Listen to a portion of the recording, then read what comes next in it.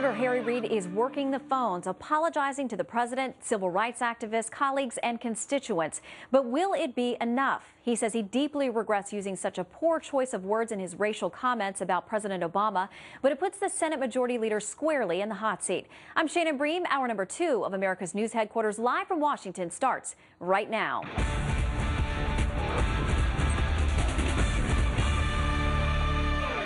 Harry Reid is no doubt wishing he could take the whole thing back. In a new book about the 2008 presidential race, Reid is quoted referring to then-candidate Obama as, quote, light-skinned and not having a, quote, Negro dialect. Now the Senate Majority Leader can do little but wait for the fallout. Major Garrett has the latest from Washington. Hi, Major. Well, good afternoon, Shannon. The fallout appears to be, at least within the confines of Harry Reid's own party, the Democratic Party, to be minimal, at least today, day 2 of what is clearly an uncomfortable situation for the Senate Majority Leader, battling for his own re-election prospects, which appear dimmer now than they were just 48 hours ago.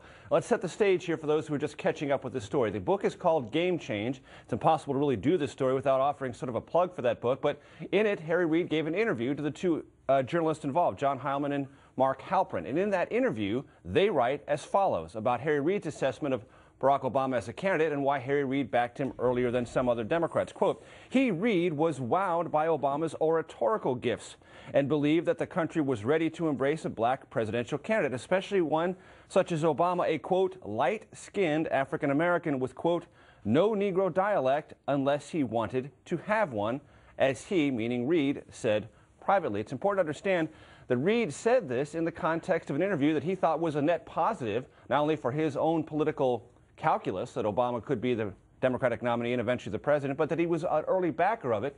Yet he now obviously regrets having phrased that support in that way.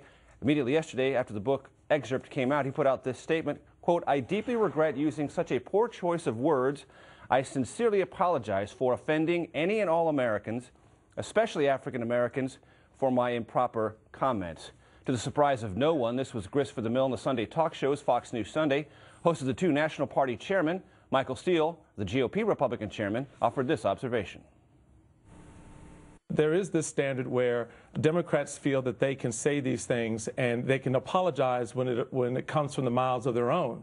But if it comes from anyone else, it's racism. Now, speaking of apologies, not only did Harry Reid apologize broadly in that statement, but he telephoned President Obama yesterday. The president took that call in the Oval Office. Harry Reid was at his home in Searchlight, Nevada. The president said he accepts Reid's apology and considers the matter closed. On Fox News Sunday, the Democratic National Committee chairman, Tim Kaine, said the following. I don't think this is an issue that's going to affect his leadership at all. In fact, he's doing some very heavy lifting, wonderful lifting right now to get this health care bill over the goal line. Michael Steele, the Republican chairman, said he thought Harry Reid ought to step down. There's no indication of that. Apparently, as I said at the top of this, Harry Reid, though making many calls yesterday and again today, has solidified his support among Democrats. And right now, that is the constituency that matters most. And the signal from the White House is, let's move Harry Reid beyond this. Let's focus on health care.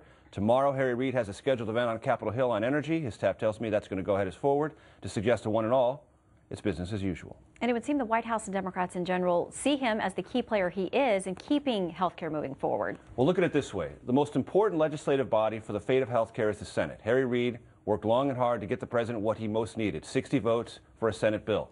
The White House is now largely deferring to the policy implications of that Senate bill, which means Harry Reid is central to whatever the House and Senate agree on for a final legislative product. You take Harry Reid out of that equation, it becomes a much more difficult scenario. The White House wants health care. They want it as fast as possible. Harry Reid is central to that. And for that reason, principally, Harry Reid will be kept where he is because this is a fight. Well, it's not even a fight. It's a conversation among Democrats. Republicans can call for a resignation, but the people who matter most, the Obama White House and Harry Reid's own caucus members, don't want him to go. In all likelihood, he will stay.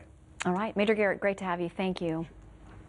Well, it's been a rough week for Democrats as 3 key political players announced they're not going to seek re-election to their posts. Capped off then, of course, by Senator Reid's controversial comments. But will Republicans be able to take advantage and gain steam in 2010?